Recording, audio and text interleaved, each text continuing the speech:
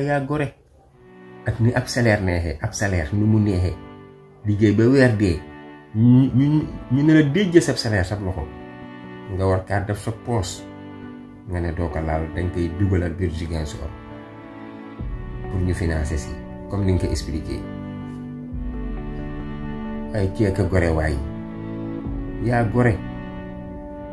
te yaa jub lépp sa yéene bi yëpp moo la nag Casamance développé te incha allah comme ni nga ko waxee balaa 5 ans yee mat Casamance raw si région Sénégal yëpp billaahi yéen nag étudiants yi nag xamuleen seen bopp te da ngeen réew kaa xamante ne il n'est pas obligé de payer les logements. Un maire n'est pas obligé ba ka neexee nag mën na def appui social. Sonko assuré na leen dina fay logement bi amuñu woon benn dette ak bailleur bi ñu daal di génn